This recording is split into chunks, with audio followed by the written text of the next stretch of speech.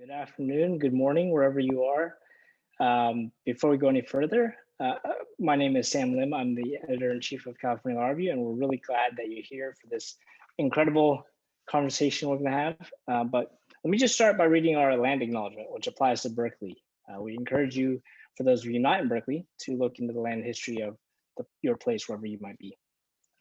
So California Law Review recognizes that Berkeley sits on the territory of Huchun, the ancestral and unceded land of the Chochenyo Ohlone, the successors of the historic and sovereign Verona Band of Alameda County. This land was and continues to be of great importance to the Ohlone people. We recognize that every member of the Berkeley community has and continues to benefit from the use and occupation of this land since its institution's founding in 1868. Consistent with our values of community and diversity, we have a responsibility to acknowledge and make visible the university's relationship to Native peoples. By offering this land acknowledgement, we affirm Indigenous sovereignty and will work to hold the University of California, Berkeley more accountable to the needs of American Indian and Indigenous peoples. In recognition that California Law Review benefits from this history, we pay the Shumi land tax as a small way to contribute to the healing of this history, the sovereignty of Ohlone people, and the preservation of their culture. So I want to thank you all for joining us for this iteration of the CLR in Context series, a series that we launched this year that is really meant to bring the law into context and conversation with the larger law school and legal community and beyond. In today's presentation, Envisioning a Revolution welcomes 3 artists using their medium for progress. We want to thank especially Humanity in Action for the racial equity grant that is supporting today's conversation. I also would be remiss not to thank our incredible senior diversity editor, Jessica Williams, who continues to lead in such an incredibly passionate way. And we are grateful to be on the same team together. I am incredibly grateful. So I want to now also thank one of our colleagues from Berkeley Law and today's moderator, Veronica Bognot. We are excited that Veronica's here to help us lead this conversation. So I'm going to introduce Veronica, and then she's going to go ahead and introduce our wonderful panelists and then go over logistics. So Veronica Bognot is a 3L here at Berkeley Law and the co-founder of the Arts and Innovation Representation SLIP, which supports artistic freedom in Eastern Europe and know your intellectual property rights education in California. Veronica spends her time working on international human rights law and advocating for women in tech law. So with that, let me turn it over to Veronica. Thank you, Sam, and thanks CLR for putting this on. Thank you to our panelists for being here. So I'll start with Dee. Dee Nichols is a design activist, social worker, and global lecturer. Her efforts as an arts organizer in the 2014 Ferguson Uprising were recognized when the Smithsonian's National Museum of African American History and Culture collected her mirror casket. She serves as the principal of design and social impact at the Civic Creatives Consultancy in St. Louis, Missouri, and as a co-organizer of the National Design as Protest Initiative. Erika P. Rodriguez is a documentary photographer and photojournalist from and based in Puerto Rico.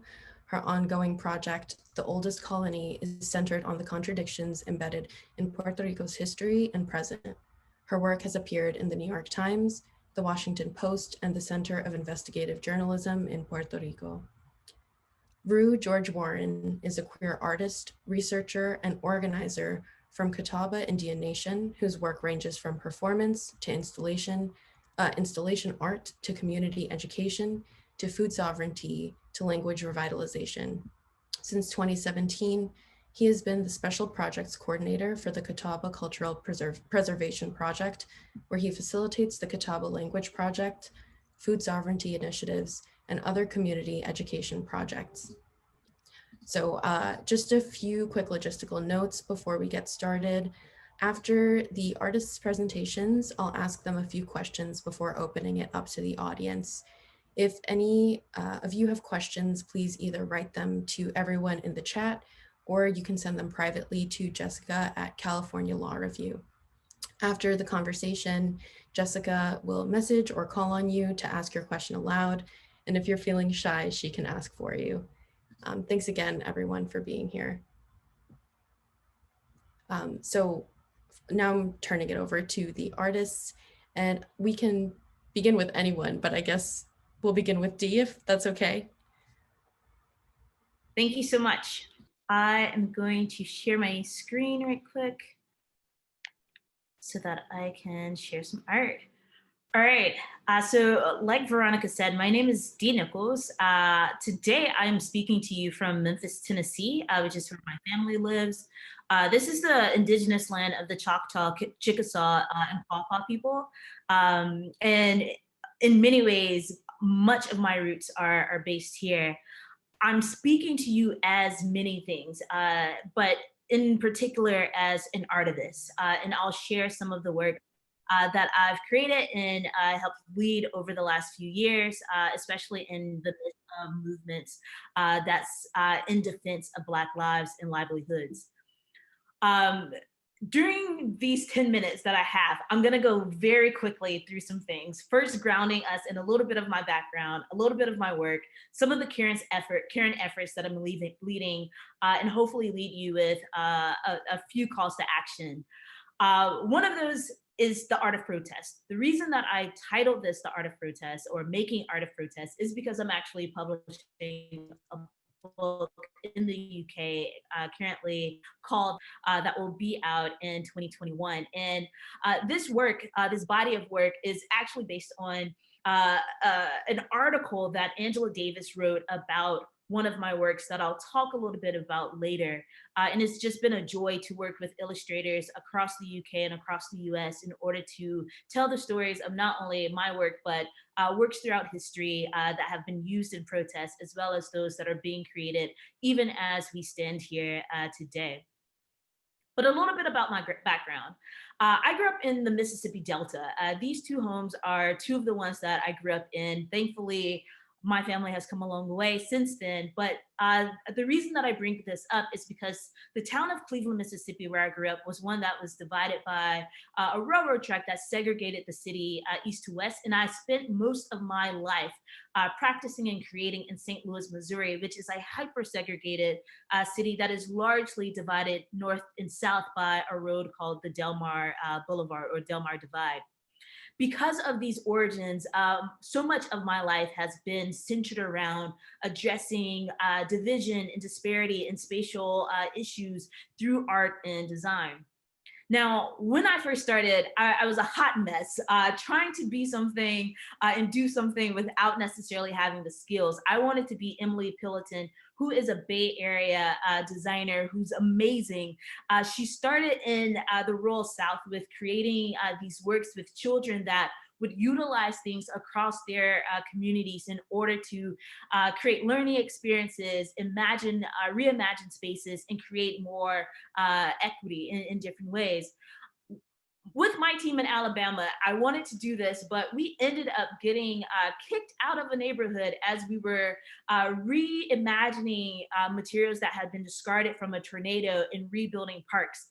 And part of the reason that we got kicked out of this neighborhood and cursed out by one of the neighbors was because we parachuted into this space. And I was the only Black person on the team, and this Black neighbor told me specifically, "You should know better." This is why I am a social worker. I ended up going back to school and fundraising throughout my graduate experience and a series of projects that would allow me to do it right and learn how to work in community with people using design as a pathway to address a lot of the social issues in my own space. When I was doing this, there was a lot going on in our city. I graduated in 2014, and right as I was preparing to leave St. Louis, I ended up being enveloped in a lot of movement building because of the murder of Michael Brown. And as a co-organizer of Artivists STL, we went to the streets hard with creating works both in traditional spaces as well as intervening in public spaces that brought attention to some of the calls and cries for justice that were going on in our city. This video is one that shows a little bit of the process of one of these pieces, but ultimately what it looked like was this. Flying a huge banner that was parachuted by balloons across our city hall, the old courthouse, and the archway, which is the iconic structure monument of St. Louis, and letting people know that racism still lives here. Storytelling, because of that project, became a huge part of how I wanted to use my creative voice for advocacy. And part of that was retelling the stories and narratives of people who had been unjustly portrayed by mainstream media. With the Faces of the Movement project, we took a lot of protesters off of the streets, brought them into a studio space, and this photographer and I, Attilio, we told the stories of a couple dozen of protesters, just giving them the space to say it how they want it and be portrayed how they want it. This ended up being something that steered a lot of other projects, including the United Story project, which had actually been my senior design thesis way back in undergrad. And part of the key to these two projects was tapping into the data that's intrinsic in the stories that we tell, so that we can better inform local and statewide policies. And these are just images of how it had manifested before Ferguson. But during the uprising, this story in particular was one where we took it door to door, talking to neighbors in Ferguson. Actually, stop being segregated. Because right now, all eyes are on us. Right now, this is our moment. This is our time to shine. Like, we're on a global scale right now. I would like any violence to not be there. And I want justice. If we don't work together on this, we're soon going to suffer. And we're going to suffer together. Of course, race is an issue for our city. I think that anybody would be naive or lying if they said that it wasn't a big issue, but I think that it doesn't have to be. And I'm not kind of holding in the way. And it's up to, I think, the young people to, So that's what we did. We ended up getting a partnership with our local PBS station to blast these stories all across some of the main media commons or central spaces of the city, in order to bring more people into conversation about each one of these narratives. And projects like this, both the Faces of the Movement and United Story, ultimately started gathering people all across the region in order to tap into those stories and collectively start to drive towards policy. Now, at the same time, I was also leading a project called the Mirror Casket. This was one that haunted me in my nightmares, in my dreams, following my first few nights on the ground as a protester. And ultimately, it was created in order to be carried by men from where Michael Brown was murdered in Canfield to the police station, to be shown in front of many of the officers who were a part of the Ferguson Police Department. The face of this was intentionally shattered so that when the police looked at it, they would have a distorted view of themselves. But when it was carried across the crowd, we hope that people would look into the clear sides of it and perhaps empathize with the plight of Black and brown folks who had been murdered across the city. Like Veronica said, as this was being marched across the region, it ultimately started to get a lot of press, including from Smithsonian Magazine and ultimately the institution itself. And they invited Angela Davis to write the article about this work as it was being collected by the National Museum of African American History and Culture. This catapulted me into a lot of policy work, ironically, with developing the arts and cultural plan for the city, because by protesting, I had a very deep sense of what the spaces were that were most unjust, that were most unfair, that were civically causing issues for residents, but also serving as a member of the board of directors of Forward Through Ferguson and leading a process by which we co-created 189 calls to action with residents across the city and utilized their stories and the data from those stories to drive action with different stakeholders. And at the same time, all of this was happening all at once. I was working at a museum as a museum educator and protesting there because they showed, or they gave all of the gallery spaces to a white gay artist who showed and displayed images of Black bodies, including those from the civil rights era, that were smeared in white chocolate and dark chocolate, and for some of them, Aquafresh toothpaste, and showing the battered images of these bodies in ways that were just dehumanizing to the people of St. Louis. And using, as I said, I was a museum educator during this time period, and using a lot of the materials from the museum and a lot of the voices that were crying out for a boycott, I ended up writing and publishing a letter to the directors in order to call for policy changes within the institution, but across the museum industry at large. And many of the people who supported this actually came into the museum to protest using another one of my projects, which is the Sticky Note to Self project. This is one that I have created videos and given speeches about, but women who were offended decided to use the same material in order to blast the entire museum with questions, with condemnation, with critiques of more calls to action for the firing of curators who were involved in the dehumanization of Black people through this exhibit. So I'll stop there with talking about my work, because I know that my time is to share a little bit about some of the current efforts that we're leading with Designers Protest. I'm one of the national co-organizers for this effort that's challenging the power structures that use design and architecture as a force of oppression. And as Dr. Cornel West says, we ground our work in believing that design justice is what love looks like in public spaces. This is a quote from one of the other co-organizers, Brian C. Lee. Now, our work with Designers Protest is grounded in 9 demands, and I would encourage you to go to our site at dapcollective.com to dive more deeply into these. But each one of these have a policy and action related to them that inspires and mobilizes the design field, governmental bodies, as well as advocates across our nation in order to detangle ourselves from these capitalistic and exploitative practices that continually target and violate the human rights of people within our cities.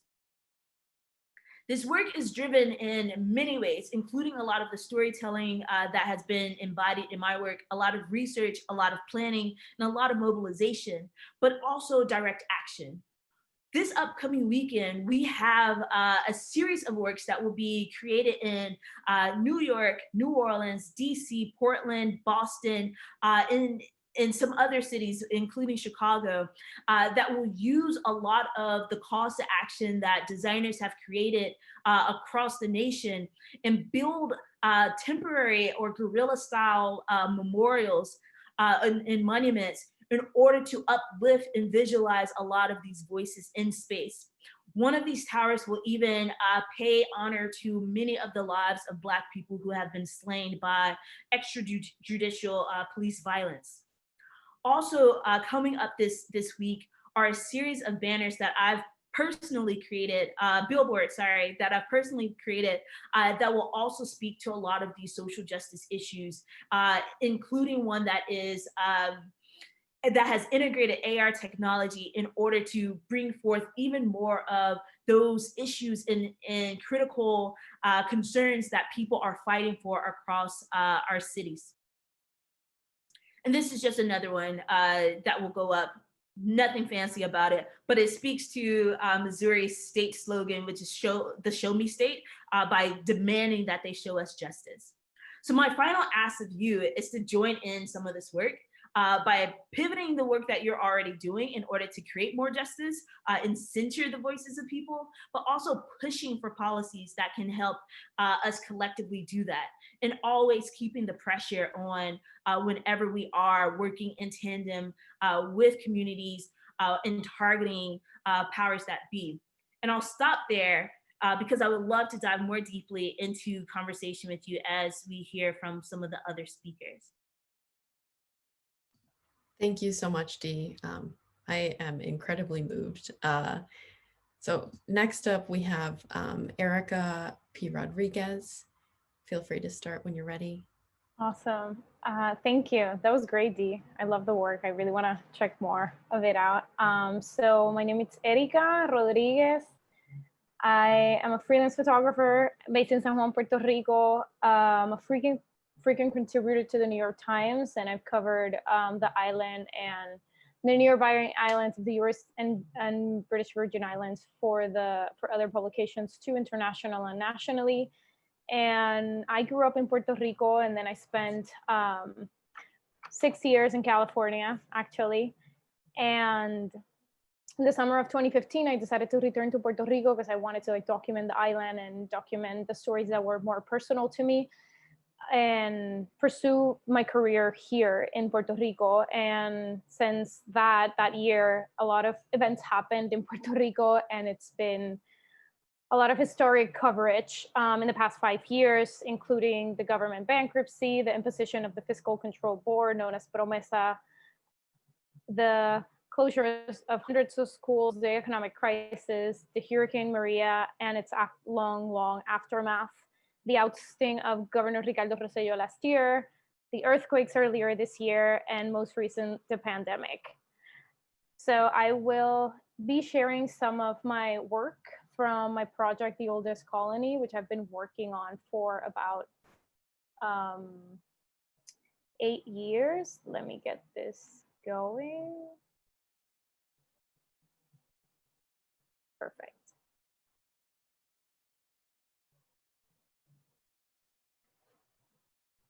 So I started this project when I was here just doing an internship in 2012, and I just took my camera everywhere with me because I wanted to explore how Puerto Rico looked like for me, because I had been living in California and I started photographing there, so I wasn't really making images here of like what was Puerto Rico to me. And this project for me, it's a meditation of the Puerto Rican identity through the framework of our colonial relationship with the United States. I try to always search for that underlying layer of like what I call this like mild tension that expresses our political limbo and political identity crisis. And it has built into a documentation of like everyday life and protests and festivals and my family and my friends and assignment work from publication. So it's still in the works. So Puerto Rico in 1888 was acquired by the United States as a result, as a spoil of war during the Spanish-American War, and has remained under a relationship with the United States since then. We were a colony of Spain before, so I always say we were colonized twice. And Puerto Ricans, we have, like in 1952, we got the Puerto Rican Constitution, and we were able to elect our first elected governor after decades of appointed governors by the United States, but we were still existing under the framework of control of the United States. So we have a strong cultural identity in Puerto Rico. Our cultural production is actually a place where we reaffirm and strengthen that identity. Like no Puerto Rican doubts he's Puerto Rican. They actually carry it more proudly than I think most people. But our political identity, it's a different story. And it's the reason why I turned my lens and my camera to Puerto Rico. Our Congress exists under discretion of our government exists under the discretion of Congress, as Congress holds all authority over us. And our history is fragmented, not well taught. And for me, this project and documenting Puerto Rico, it's a way to look for answers. We have had 5 referendums since 1967 to consult the possible outcomes of our political options and relationship with the United States or as independents, but all of them have been non-binding. As a colonized woman, it's a constant challenge for me to decolonize the way I see myself and the way I see my homeland and the way I construct the identity of my people, especially visually. I try to work to break the narrative that has been taught to us of being inferior and lazy and beggars and corrupt and violent, and above everything, we are unable to govern ourselves. There's no denying that we have tons of issues that we need to work on, but how can a community find its autonomy when we don't have the freedom to decide or make our own decisions and to hold power in our hands? For me, this project it's personal. I can't look at it from outside because I'm part of it, and it's also a personal exploration, and it's a way to try to construct a visual for Puerto Rico. It's been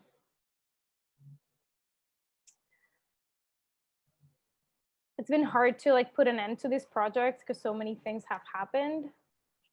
So it's still a process in the making. One of the things that I worked for strongly, and I've been very vocal since the beginning, that I'm glad actually now in the industry, there's been more calls, especially with the Black Lives Matter movement, to include and make sure that we're having people who are part of the communities that are being documented telling their own stories. So for me, that was always super important to try to push to have us Puerto Ricans telling our own stories instead of having a lens from the outside documenting us. Not that there's nothing wrong with that, but when historically there hasn't been opportunities and spaces for us to tell our own stories, we have to demand those spaces, and we have to work for them, and we have to open doors for not just ourselves, but for the people that come behind us. In Puerto Rico, we don't have like a culture of photo books or a compendium of our visual language. So for me, it's been important to try to build to have that. Like, I didn't grow up having any photo books of Puerto Rico. They pretty much, there's very few of them, and like documentary photo books, the only one that I can think of was photos from the 1950s. So the past 60 or so years, there's not like hard documentation that has been published for us to be able to see ourselves. So I feel the responsibility to try to add into that visual narrative. So I also try to avoid as much as I can to reproduce the cliches and stereotypes that have come to generalize Puerto Ricans and people from the Caribbean and the representations of the Caribbean. So, you know, we're the place where people go to vacation, and that's pretty much it. And you go for to find entertainment, but there's been a lack throughout history of lack of understanding of our stories in a more complex way. So when I pick up the camera, I always try to do it with purpose, challenging my own perceptions and how I want to represent people and how would I want to be represented if I was on the other side of the camera. So this last photos here, if afterwards anybody wants to ask any questions about the pictures, please feel free to ask. These are from last year, so the summer of 2019, where Ricardo Rosselló Nevares was ousted as a governor after 12 consecutive days of protests outside the governor's mansion. And now that we are having elections next week, it's a tumultuous time right now to see who's going to get elected after that event. And I want to say, above all, in my work, I'm trying to build something that is bigger than for me, right? Like, it's not just creating a documentation for myself or of Puerto Rico, but I really want to create an archive that we can hold on to. So in the future, you know, in 50 years, we can have the visuals of what was Puerto Rico like, you know, in 2020. And have those documents be made from within the island. Because our representation has too long and too often been filled with stereotypes. They still are. And that's something that I like try to battle with my work. I think there's just a few more images.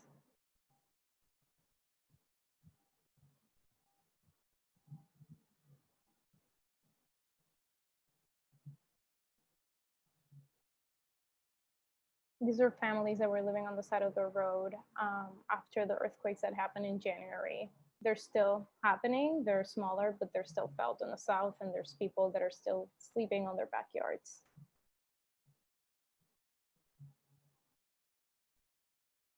Thank you. Thank you so much, Erika. Thank you for sharing your work and all of that personal, the narrative that brings you to your work. Now we can turn it over to Rue. You can start when you're ready. Nake niat DeLesslin George Warren, niat nita Rue, ye isware, ye katabare, ye kampi sawachahere, Tetewa Buck George, Yuxu Wanda George Warren, Yuxu Na Hakchuye, Dr. Winona Hare, Hakchuna, Catherine Kryn George Warren, and Barana Aiden George Warren. Hawo CLR in context, Hawo Erika, Hawo D, Hawo Manu, Hawo Wapit, Hawo Huxu, Hawo Nemong. Hello. Hi, everyone. My name is DeLesslin George Warren. That is my legal name, but everyone has called me Rue since I was a fetus, so please feel free to call me that. I am a citizen of Catawba Indian Nation. We are the only federally recognized tribe in South Carolina and one of two in North Carolina. One of the projects I work on is our language revitalization projects. And so whenever I get the opportunity, I like to introduce myself in Catawba. So in a traditional introduction, because tribes are essentially large kinship networks, we always talk about who our family is. When I meet someone new from the tribe, I always ask who their people are. If you're from a small town, you probably have something similar that you've experienced. So I always introduce my family. My grandfather was Buck George. He was our assistant chief for almost 30 years. He was also the first, or one of the first, non-white college football players in South Carolina. He played for Clemson in the 50s. My mother was our tribal administrator for a decade. So here's a picture of her and me doing a presentation back when I was beardless and full of hope. Like I mentioned, I'm a citizen of Catawba Nation. We are, like I said, a federally recognized tribe. We are a sovereign nation. We have a constitution and a system of governance. And so I was very lucky to grow up right off the reservation, but kind of in the midst of the political and social and cultural life of my community. Just to give you some context, this is our hometown area. This is the Green Earth Reservation, that is the small one. And then this is our old reservation. If we zoom out, you can't even see those two spots really anymore. But you can see this weird triangle in the border between South Carolina and North Carolina. And it's just such a strange feature. And the reason why is because in the mid 1700s, when South Carolina, the colony of South Carolina, the colony of North Carolina, and Catawba Nation were making treaties, North Carolina did not want our treaty land to be in North Carolina. So they cut off this little triangle here so that our 144,000 square acres were not included in North Carolina. But our traditional lands include the Piedmonts of South Carolina, North Carolina, and into Virginia. In our language, though, we call ourselves the people of the river because we say we've lived along the Catawba River since the world began. It continues to be the heart of our lifeways. We still get a large amount of protein, a lot of our families do, from the Catawba River.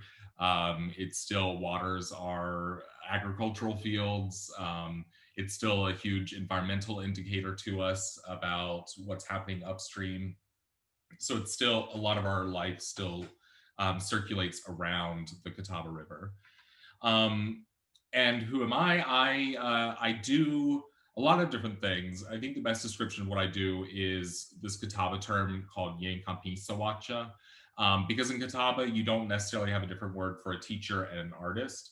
Because if you were, for example, a potter, which is our oldest unbroken tradition, then you're also de facto a pottery teacher. So a lot of my work is looking at how we can bring education out of kind of this thing that's put over here and how it can be a part of our daily lives, and how we can disaggregate education and art and reaggregate them together into types of community practice, ways of relating to one another. So I'll talk a little bit more about what my work has been over the last few years, but while I'm doing that, I wanted to invite you to share yayeye hanidu, which is what is your waterway. When I was at Standing Rock to deliver a letter of support from my community, the thing that I learned was that, you know, water is life and water connects us all. And these are not like some, you know, nebulous spiritual saying. These are like just literal scientific factual statements, which is all of the life that we know in the universe requires H2O to survive. So water is in and of itself a right of life, and something necessary to it. But also too, the way that our hydrological system works, anything that we do in one water body will end up affecting other ones. So whenever I do these talks, I love to invite people in the chat to just share, what is your home waterway? I know the idea of home is fraught, so whatever it means to you, but what waterway do you think of when you think of your home? So I'm going to just go chronologically through some of the work that I've done. I went to college to study operatic performance and musical composition. And so I quickly realized that was not for me and that I loved performance art because it was very weird. And so one of the last pieces I did right as I graduated was this piece, 803-323-7638, which is my cell phone number. And so I put myself on a pedestal, as I'm apt to do, wrote my cell phone number behind me, and put a big frame around me. And I would sit in the gallery for hours and wouldn't talk to anyone, but I had invitations on the wall, you know, text me you love me, text me you hate me, tell me about him, tell me about her, tell me a secret, blah, blah, blah. And the reason I wanted to do this is because I felt like a lot of our conversations around digital technology was either techno-pessimistic, everything's going to end up terribly, technology is going to destroy the fabric of society, or techno-optimistic, technology is going to save everything and it's going to solve all of our problems magically. And so I just wanted to interrogate like what happens when you're asking people to interact in this way specifically, when you're sharing the same physical space. And what I was amazed by was how many, you know, deep or private things people were willing to share with me during that piece. So I did it once in Nashville and then again in DC. Another piece I did in DC as I was leaving the district after living there was this piece called This Is Never Coming Out. There was a gallery in DC that was one of the few. The interesting thing about DC is they have these amazing museums, but there's not a lot of independent art spaces where new and emerging artists can exhibit. And so one of the few places that existed in kind of the tourist parts of DC was shutting down to become like office space. And so the group that I was working with for this show, we were the last show to be in this space. And so I decided to just get 20 pounds of glitter and put them onto this table and then invite people to play with the glitter as much as they want. So people were like running through the building with glitter. This guy had an interview and he came in and he put his dreads in the glitter and then walked off to his interview, which was pretty cool. But by the end of it, all the glitter that had been piled onto the table was everywhere in the building. And so a few months later, I went to see one of their open houses for the new space that was for office spaces, and you could still see glitter kind of in the corners of the building space. So sometimes I just like to mess with people, right? Use art as a way to be a thorn. But the piece that I think has gotten the most attention has been this piece called The Indigenous Core of Discovery. And so when I moved to DC, of course, I went to all the free museums, and a lot of them were amazing. But the thing that I was shocked by was, besides the National Museum of the American Indian, there was almost no mention of Native Americans at all in any of these museums, least of which was the Presidential Portrait Gallery in DC. And I was just amazed that like the plaque for Andrew Jackson said something like his complicated relationship with tribes. And so there was almost no mention of Native Americans, despite the fact that almost every single man whose image was in that room had to deal with tribes as both a major foreign policy issue and as an internal governance and legal issue. And so I got funding from Humanity in Action to do these tours in 2016 leading up to the election. And so every week, a few times a week, I would give these tours, walk through, talk about these different presidents and their policies, and do it kind of as a performance of being a tour guide. So being very chipper while talking about truly horrific things that have happened, and kind of one of the dark sides of these, you know, people that are often held up as heroes. And so I did that tour all the way up until the election. Election night, Rudy Giuliani said that this is the greatest election for average Americans since the election of Andrew Jackson. He said it again that night and said it again the next day. And so I felt like, wow, people really don't know anything about Andrew Jackson, for example. And so I decided to keep doing the tours until Inauguration Day. I've also worked a little bit in graphic art. This was a piece that I actually did 2 years ago for the Minneapolis, one of the Minneapolis abolition groups, MPD 150. And the reason I like this piece a lot is the text was, we kind of workshopped it between us. But what I like is that in a lot of my work, I get to look back at my tribe's history and think about how things have changed really dramatically over the last couple of hundred years. And coming from a community that is 6,000 to 10,000 years old, a couple hundred years is an incredibly short time. And so it's always a nice moment of realizing that things have changed and they can always change again. That is totally within our power as a society. So this was just a piece that I did for them to help with one of their fundraising efforts. But most of my work nowadays is focused inside of my tribal community. So in 2017, I moved back to my reservation where I live now to work on our language revitalization project. Our last fluent speaker of Catawba passed away in 1961. And so we are a little bit lucky because our language is well documented, but we don't have any fluent speakers. And so it's a really interesting process of reimagining what it means to learn a language, not just as like learning a set of rules, which is how most of us were taught language and English grammar, but rather thinking about language learning as a creative act. You know, we're breathing life back into this language through just using it. And so is it as important to be like grammatically correct to a specific point of time, or is it more important to just be bringing the language into the world, right? So we do a lot of digital technologies. Our tribe is very diasporic. So we have people in our traditional lands. We also have a lot of people in Utah and Colorado, and then people abroad as well. So a lot of our efforts have been towards social media campaigns with the language, getting tribal employees to use language in daily communications whenever possible. And then also our language learning app. So we're releasing the next version of that in the next few weeks.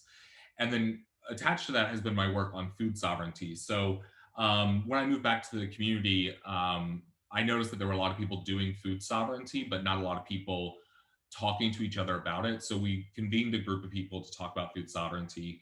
We got a grant to plant 1,000 indigenous fruit and nut trees. We did that, which was really cool.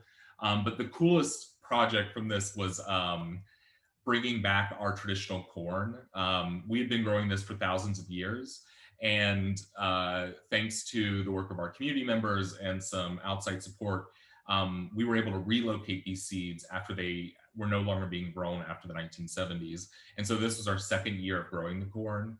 And it's just absolutely beautiful, like just rainbows of color. And the best part is you don't have to water it, it just produces, which is amazing when we're thinking about what sort of varieties and species will be really important in a time of climate adaptation, where rainfall may not be something that you can rely on, or you may be in a situation where municipal water isn't reliable either.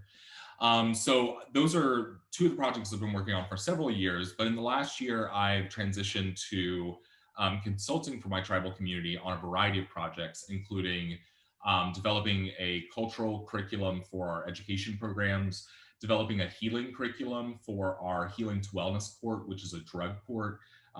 Maybe some of you are familiar with that, with the drug court model. But for those that aren't, basically we are asserting our sovereign right to offer this as an alternative to incarceration for Native Americans who have committed non-violent drug acts. So instead of going to jail or incarceration, they can come through our program, which is generally outpatient, really focused around cultural healing, around therapy, around community support, upskilling, those sorts of things. And so that's been a really interesting project to look at the intersection of Indian law and sovereignty and local jurisdiction and prosecutorial powers. And then I also have been working a lot on our COVID response. One unsung story of COVID has been, a lot of people have been talking about the way that COVID has hit Indian country in some ways particularly hard. But what has not been followed up on is the ways that tribal communities have been responding to COVID. And it's truly amazing. As the federal government refused to give more financial support to citizens across the board, a lot of tribes stepped up and provided that money themselves as a second stimulus for the tribal citizens. My tribe is giving out free produce boxes every week, along with free meals throughout the week. We are providing easy access to testing wherever possible, childcare, flexible childcare. So there's just a lot of ways that tribes have really stepped up, that in the ways that federal government and often state government has not stepped up. That has been really kind of amazing to behold. So that's just a quick overview of the work that I do, a lot of different things, but I'm really happy to be here with all of these brilliant people. Thank you, Rue. Is there anything that you're not doing or making? Sleeping through the night. Not doing that. So thank you, Rue, and thank you to all of our panelists for sharing your work with us. So again, I'm just going to ask a few questions first, and then I will turn it over to the audience for any questions you might have. So I want to preface my first question with just as burgeoning lawyers, our writing process, or at least the way we're taught to write and think, begins with a sort of reverse engineering. So we predetermine our outcome and assemble a narrative that fits neatly into established precedent. So this process can feel kind of alienating. Now, turning back to your work, each of you emphasized a sense of duality and pride. You also highlighted the impact on geography on yourselves and your work. So it's something that's tethered and that you can locate, but it's also not. So could you talk a little bit about your process as artists, how form figures into your content, and about any physical barriers that you've encountered in your creative processes, and how those have evolved as you've proceeded in your creative careers? And that's open to whoever. Can we take those one by one? Yes. Okay. Right. Could you repeat the first part of it, of the question? Yeah. So the first part is how form figures into your content, and that could mean, in terms of medium or norms or something along those lines. Indeed. I think as you saw in some of the works that I showed, form is critical. And sometimes in some of these works is very literal. It is a casket that you're seeing. It is, there are notes that are getting out the message. The medium becomes so crucial because for me, for the audience to connect, I want it to be something that feels familiar, not necessarily too heightened to where it's there's a sense of class difference or a sense of cultural irrelevance. I want the gut punch. I have created works that are more abstract, but for a lot of the protest pieces, it's been quite literal.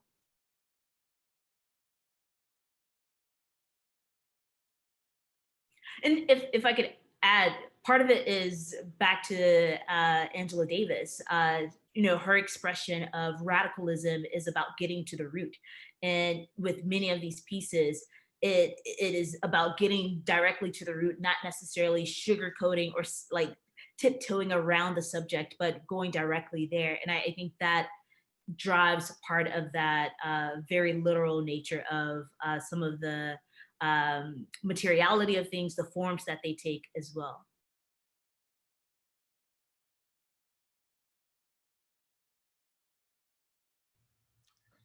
Yeah, for me, sometimes I think having some boundaries around form for me can be really productive. One of the things that I've noticed in my work is that I quickly adapt my work depending on what is available in a given area. So like DC, not a lot of visual art spaces for upcoming artists, but a lot of theater spaces. And so I decided to work within the form of theater for a few years mostly. And so, you know, the moment that I'm given a form that I have to work with and work inside of course, I'm immediately like, okay, but where are the actual boundaries of this form, or where are the presumed boundaries of this form that we're not pushing on simply because it's just been assumed that that's the way it's kind of got to look? Is that actually a boundary on that form? And so I'm very promiscuous when it comes to form when I have my own options. Whatever gets the job done, right? Whatever gets that job done.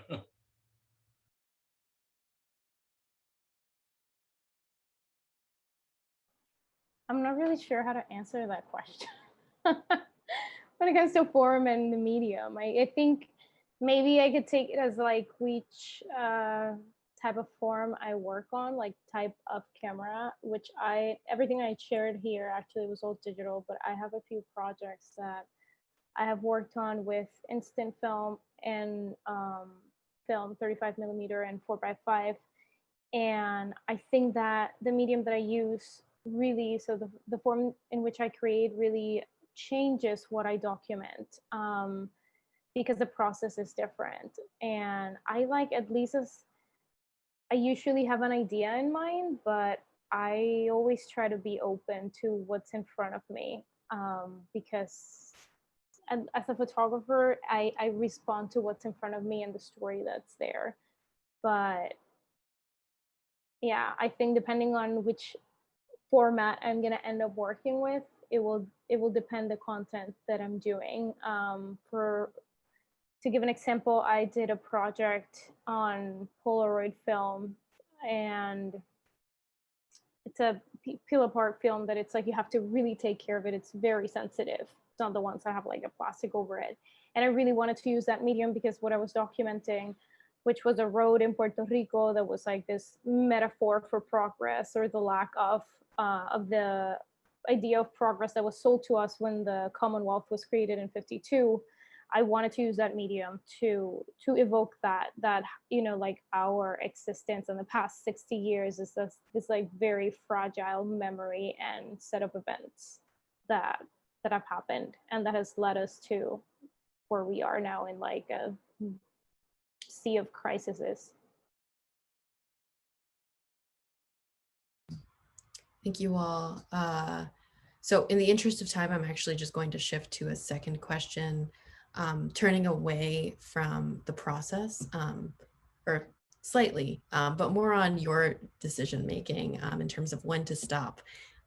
So part of the work you do as creators is knowing when to stop, and just as importantly, when to start. So how do you know when you're ready to share your art? And to what extent do you envision your audience or yourself during your creative process?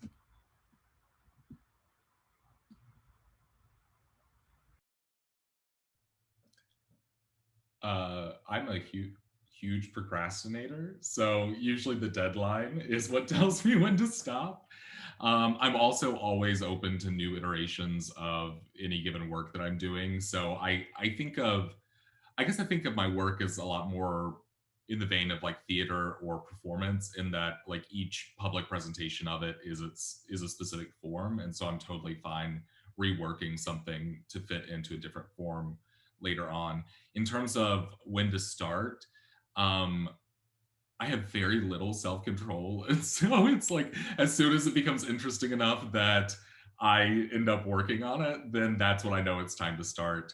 And I know when it's time to finish because the deadline is that day. My start is kind of similar. If an idea is nagging at me to the point where I'm thinking about it in my sleep, or when I'm showering, when I'm doing the like mundane things of my life, if this thing is on my head, I have to get it out of my system. And that was the case with a lot of the projects that I shared in the design process, especially with working with communities. Oftentimes we're informed, like, don't just start with the project, don't just go with what's in your gut, build a process around it that brings different voices in. But with many of these artworks, it's because I was affected directly and I had to get it out of my system, and it found resonance with people. And so in some ways it was bucking that system, that training, in order to create more authentic work. In terms of when to stop, I think when the energy dies, either from a community perspective or like from a soul perspective, sometimes we can feel when an idea has come to its end. Sometimes that's a logistical end, that, okay, we ran out of funding, or we've accomplished our goal, we got our message across, we can move on to something else. But I think in the spirit of protest art, it's iterative, that many of these works kind of just start to find a different form. At least the ideas and the concerns that are at the ground of them, they might take a different form, and it's still the same spirit. And then with process, like I tend to show my process a lot on social media. So as I'm working on something, people can see it when it's just a sketch or an inkling of an idea, as well as when it's implemented into the world.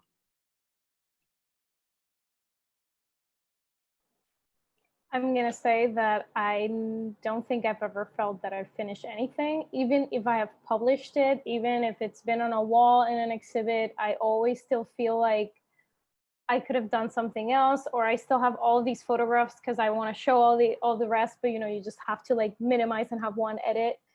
And I think I've kind of come at peace with that maybe I'll feel like that always, that there's always much more to discover, at least for me, working with people's stories, to like know more, be more intimate with people.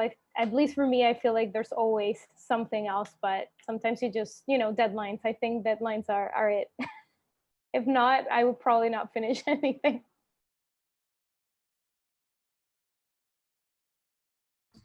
So I think, Jessica, at this point, are we turning it over to the audience? I did turn it over to the audience, but I'll just ask this question, which is an audience-generated question. As creators and advocates, we try to appeal to the eye and the mind. And how do you, in your work, balance the relationship between what you tell and what you show?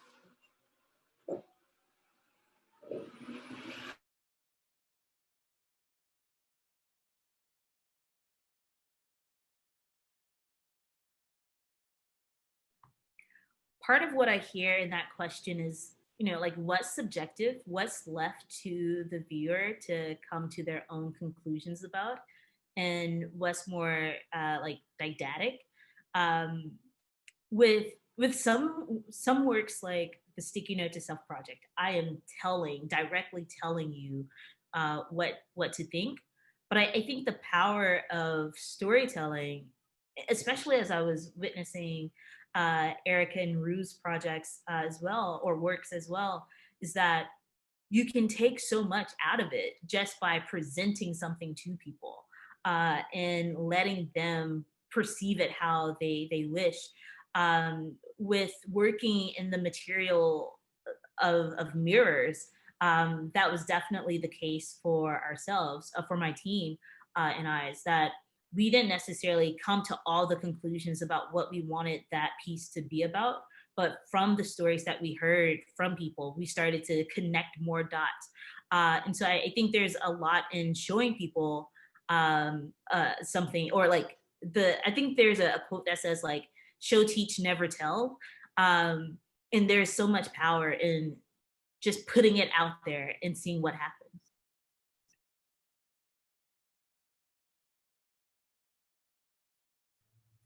Yeah, for me, it's like any other kind of knob within, or like tool within the toolkit, right? It's like I've been recently like spending a lot of time coding, and it's funny, there are like spots where I just have a piece of code and I'm like, I know it works and I just don't want to know why it works right now. I just gonna put it there. And then other pieces where I'm like incredibly clear about exactly why this is working. And so for me, that's how a lot of my other practices are as well. It's like sometimes I'm filling out a federal document for a grant, or I'm working on a project and I'm like, I don't really know why this particular thing does work, but it does. And so a lot of, I think, what for me growing in my practice is like really getting acquainted with those things that just seem to work somehow, and figure out what are the things that I can twist and turn on that, the dials that we can twist to get certain effects. So, you know, it's just one of those things that we can switch on we can choose to change on a spectrum of like between ambiguity and certainty, being didactic to being open to process. So yeah.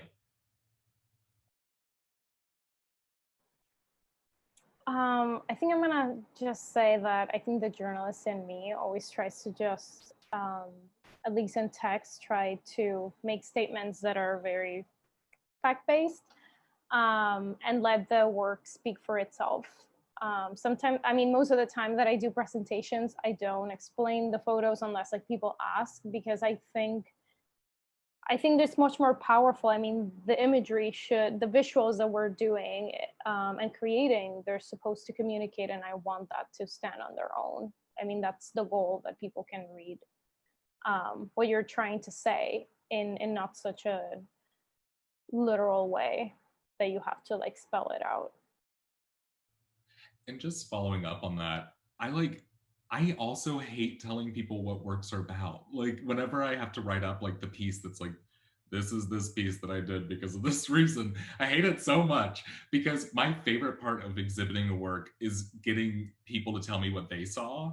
And I just like, I don't want to tell them what I was trying to make, because so much of art is like shortening that gap between intention and reception, and making sure that you're being really thoughtful about like how you're constructing the work to be received in a certain way, and recognizing that's still out of your control. And so whenever I'm doing a presentation or a piece in an exhibit, I hate explaining it, because I want to hear what the audience is seeing and feeling and reacting to, particularly because at that point I probably spent a few months in the piece and it's hard for me to see outside of it, right?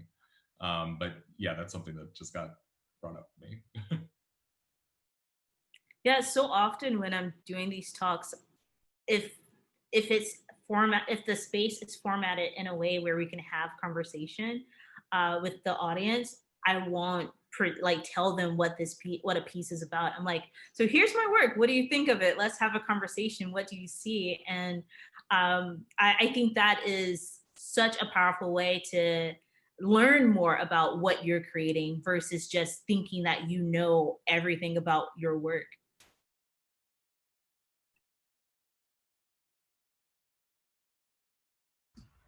I'm just gonna add that I always second guess if my work actually communicates what I think it's communicating. So I just add on that, I'm always like wanting to hear what people read, because I have something in my mind, but most of the time I'm second guessing if it actually makes sense.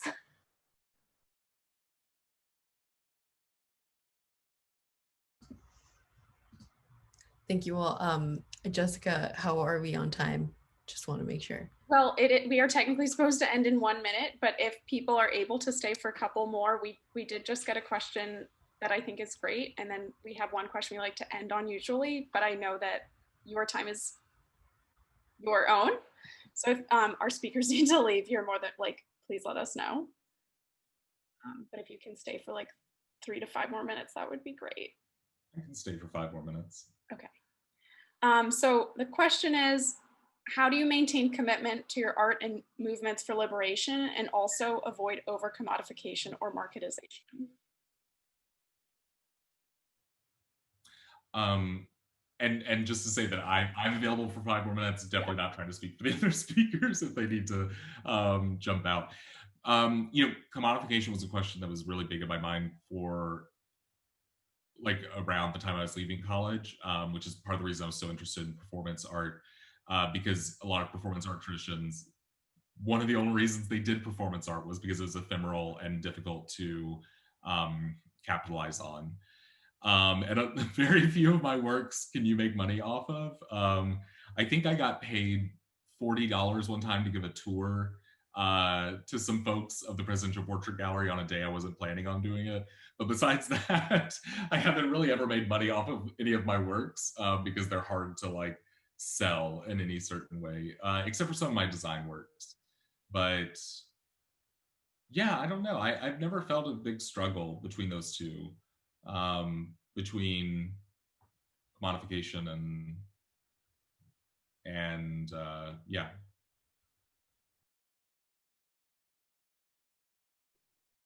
To the question about commitment, so much of it for me is doing work that is collective. So balancing the personal and the independent work, or like my independent visual voice with being in community with others. Like Design as Protest is a collective of hundreds of designers. And for some of the works like the Mirror Casket, they were created with other practitioners and artists contributing their own inputs on how it would be generated.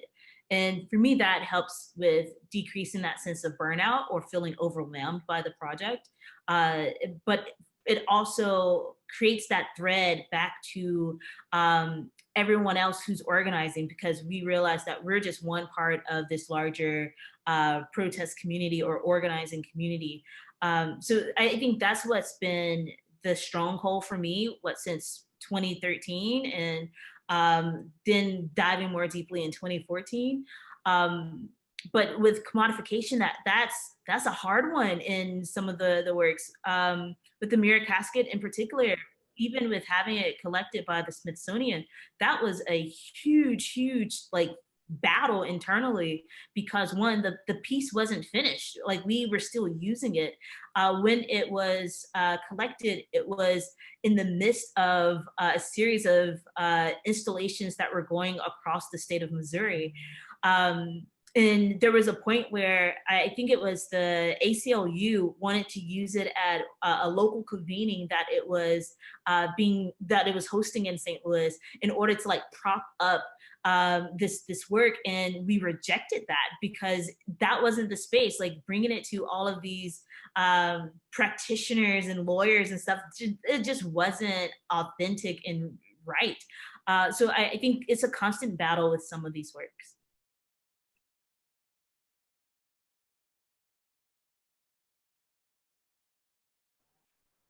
I'm gonna say that I don't think I'm a journalist. Like I work on assignments. Most of my work gets done that way. At least I think 98% of it. So we are all struggling. Any photojournalist out there or documentary photographer can tell you that. But I do try to keep commitment to my personal work, because sometimes the assignment work doesn't line up with that. And I try to keep that commitment to at least make photos for myself or my project, and always keep at least a little bit of time for investing into my own exploration of whatever topic I'm working on.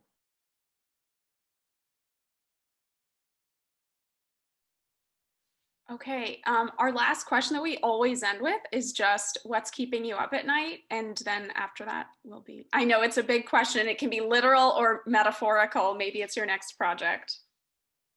Oh gosh, this election. The election. It's like so I can't. It's very stressful. I'm gonna say the same thing. Yeah. The one in the US and the one locally, both. My gosh, yeah.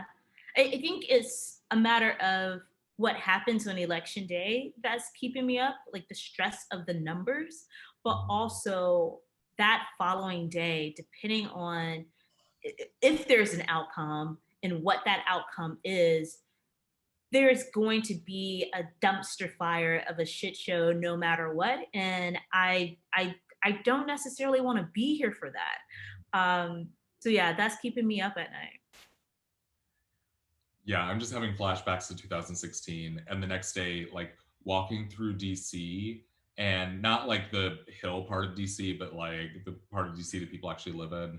And everyone was just like, just crushed. And so I'm just like, just flashing back to that. And I just reflecting on how much oxygen our election system takes up in the United States, how much room it takes up for a field of imagination that is incredibly narrow, and the way that like so much other work seems to have to slow down or take back seat to this process that feels like it's been going on since halfway through this administration, at least. So yeah, just very fatigued from that and wanting to maybe like a month from now. I want to just skip to like a month from now. I'm gonna say the elections for sure, but one thing that I wish I didn't have to like sleep for so I could stay awake, it's to learn more about Puerto Rico and the Caribbean. That's something that I've been like trying to work towards so I can make more meaningful work that understands better the region. Thank you all so much. I'm sorry that it's election time, but there's a reason this panel is this week and not next week. Thank you so much for your time and your presentations and sharing your art. Thank you, Veronica, for facilitating. This has been the most wonderful, and we hope that we can bring you back someday in person. Thank you. Thank you everyone for coming. Yeah, thank you. Thank you for having us.